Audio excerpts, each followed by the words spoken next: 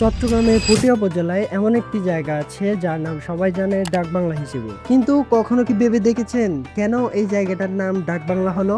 এখানে কি সত্যি ডাকঘর ছিল, নাকি এর পিছনে লুকিয়ে আছে ব্রিটিশ আমলের এক অদ্ভুত ইতিহাস? আজকে আমরা জানবো পটিয়ার ডাকবাংলার অজানা ইতিহাস, কিছু মজার তথ্য এবং এমন কিছু বিষয় যা অনেক স্থানীয় মানুষও জানে না। তো চলুন ভিডিও শুরু করি। একসময় আজকের মতো বাস, ট্রেন কিংবা ব্যক্তিগত গাড়ি ছিল না। ব্রিটিশ আমলে সরকারি কর্মকর্তা, ম্যাজিস্ট্রেট, প্রকৌশলী, ডাকবহররা ঘোড়া, পালকি কিংবা ঘোড়া গাড়িতে দীর্ঘ পথ ভ্রমণ করতেন। এত দীর্ঘ যাত্রায় নির্দিষ্ট দূরত্ব পর তাদের বিশ্রামের জন্য তৈরি করা হতো বিশেষ সরকারি অতিথিশালা। এগুলোর নামই ছিল ডাকবাংলা। এখানে ডাক বলতে ডাকবাহক বা সরকারি যোগাযোগ ব্যবস্থাকে বোঝানো হতো। আর বাংলা শব্দটি এসেছে ইংরেজি শব্দ বাংলো থেকে। এর অর্থ একতলা বিশ্রামাগার।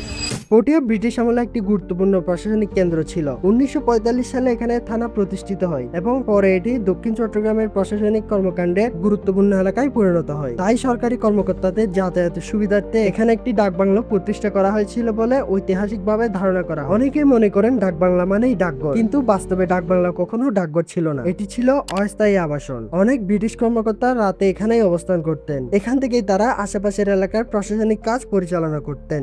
অনেক গুরুত্বপূর্ণ সিদ্ধান্ত এই ডাকবাংলায় বসে নেওয়া হতো। পটিয়া শুধু একটি উপজেলা নয়, ইতিহাসে এটি বহুবার গুরুত্বপূর্ণ ভূমিকা রেখেছে। ব্রিটিশ বিরোধী আন্দোলন, বিপ্লবীদের কার্যক্রম এবং পরবর্তী সময়ে মুক্তিযুদ্ধেও পটিয়ার বিশেষ অবদান রয়েছে। আজকের ভিডিও এই পর্যন্ত। পটিয়ার ডাকবাংলা মোড়ের কোনো পুরনো স্মৃতি, তথ্য জানা থাকলে অবশ্যই কমেন্টে জানাবেন। ধন্যবাদ। আসসালামু আলাইকুম।